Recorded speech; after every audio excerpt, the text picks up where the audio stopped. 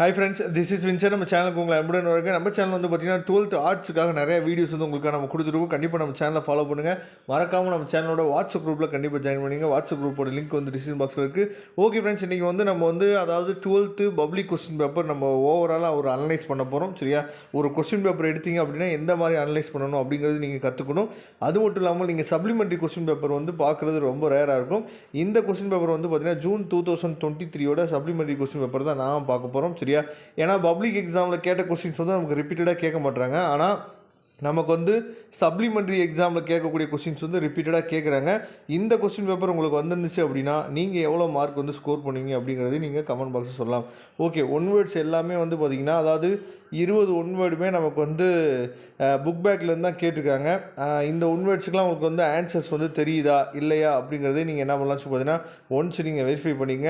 ஏன்னா நமக்கு வந்து புக் பேக்கில் இருக்க ஒன் வேர்டு கேட்டாலும் என்ன பண்ணிடுறாங்க அப்படின்னு சொல்லி பார்த்தீங்கன்னா அந்த ஆப்ஷன்ஸ் இருக்குது பாருங்கள், ஏபிசிடின்னு ஆப்ஷன்ஸ் இருக்குல்ல, அதை என்ன பண்ணிடுறாங்க அப்படின்னு சொல்லி பார்த்தீங்கன்னா சஃபுல் பண்ணி கொடுத்துட்றாங்க. புக் பேக்கில் வேறு ஆப்ஷன் இருக்குது, இங்கே வந்து அப்படியே என்ன சஃபுல் பண்ணி கொடுத்துட்றாங்க. சரியா?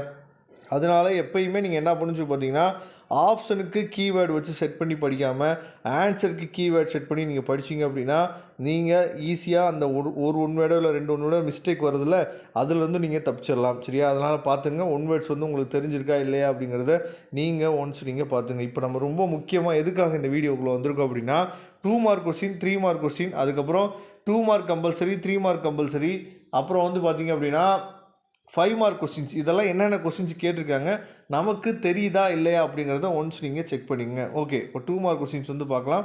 அதாவது அதிகாரம் என்பதன் பொருள் யாது? State the meaning of authority. திட்டமிடுதல் என்றால் என்ன? What is planning? தரகர் என்பவர் யார்? Who is broker? ஆட்சேர்ப்பு முறையில் வேட்டையாடுதல் என்றால் என்ன? வாட் இஸ் மின்பை? அதாவது ஒகேஜிங் இன் ரெக்யூமெண்ட் ப்ராசஸ். சரியா? அதுக்கப்புறம் உலகமயமாக்குதல் ஏதேனும் 2 நன்மைகளை எழுதுக. Give any advantages of globalization. அதுக்கப்புறம் நிகழ் சரக்கு என்றால் வாட் இஸ், அதாவது கான்டினென்ட் கோட்ஸ் அப்படின்னு சொல்லி கொடுத்துருக்காங்க, அது தெளிவாக பார்த்துங்க. தொழில் முனைவோரின் அதாவது சிறப்பியல்புகள் எவேனும் 2 கூறுக. மென்ஷன் எனி 2 சேரிட்டிஸ் ஆஃப் என்டர்பிரனர். சரியா? இது ரொம்ப ரொம்ப முக்கியமான கொஸ்டின், அடிக்கடி கேட்குறாங்க. டிஜிட்டல் இந்தியாவை பற்றி குறிப்புரைக. அதுக்கப்புறம் மேலாண்மை இயக்குனர் என்று யாரை அழைக்கிறோம்? Who is called managing director. சரியா? அதுக்கப்புறம் அரசு பத்திரங்கள் சந்தை என்றால் என்ன? அதாவது 30வது கொஸ்டின் வந்து compulsory question. What is government security market அப்படின்னு சொல்லி கேட்டிருக்காங்க, தெளிவாக நீங்கள் பார்த்துங்க. அதுக்கப்புறம் 3 மார்க் கொஸ்டின்ஸு மேலாண்மை அதாவது வரைவிலக்கணம் தருக. Define the term management. கருவூல ரசீதின் வகைகள் யாவை? What are the types of treasury bills? அதுக்கப்புறம் பங்கு சந்தையின் குறைபாடுகள் எவையேனும் 3 விவரிக்கும். Explain any 3 limitations of stock exchanging. காலத்தின் அடிப்படையில் சந்தையின் வகைகள் யாவை? What are the types of market on the basis on time. அதுக்கப்புறம் தொழில் முனைவோர் மற்றும் மேலாளர் இவர்களை வேறுபடுத்தி காட்டுக. செயற்கை பற்றாக்குறை என்றால் என்ன? அதுக்கப்புறம் புதிய பொருளாதார கொள்கை பற்றி குறிப்பு வரைக. New economic policy. அழுத்த நேர்காணல் என்றால் என்ன அப்படின்னு சொல்லி கொடுத்துருக்காங்க. What is dress interview. அதுக்கப்புறம் நிழல் இயக்குனர் என்பவர் யார்? Who is shadow director. அதுக்கப்புறம் மாற்றுச்சீட்டின் சிறப்பியல்புகள் எவையேனும் 3 கூறுக. 40th கொஸ்டின் வந்து கம்பல்சரி கொஸ்டின் என்ன கேட்டிருக்காங்க அப்படிங்கிற பாருங்கள். பில் ஆஃப் எக்ஸ்சேஞ்ச் பற்றி கேட்டிருக்காங்க. அதுக்கப்புறம் ரொம்ப முக்கியமானது 5 மார்க்ஸ். 5 மார்க்ஸ் என்னென்ன கேட்டிருக்காங்க பாருங்கள். நாம் ஏற்கனவே செட் ஆஃப் கொஸ்டின்ஸ் வந்து கொடுத்துருக்கோம், அதுலேருந்து நிறைய கொஸ்டின்ஸ் வந்து கேட்டிருப்பாங்க, நீங்களே வெரிஃபை பண்ணி பார்த்துக்கலாம். மேலாண்மையின் அடிப்படை கருத்துக்கள் எவையேனும் 5 விளக்குவோம். எல்பிஜியின் சிறப்பு அம்சங்களை விளக்குகன்னு சொல்லி கொடுத்துருக்காங்க, தெளிவாக நீங்கள் பார்த்துங்க. அதுக்கப்புறம் 42 கொஸ்டின், அதாவது நுகர்வோரின் கடமைகளை விளக்குக. அரசு பத்திரங்களின் இயல்புகளை விவரிக்கவும். பங்குச்சந்தை பொருட்கள் பரிமாற்றகம் வேறுபடுத்துக. ஆட்சேர்ப்பு முறையில் உள்ள அக வளங்கள் எவையேனும் 5 விளக்குக.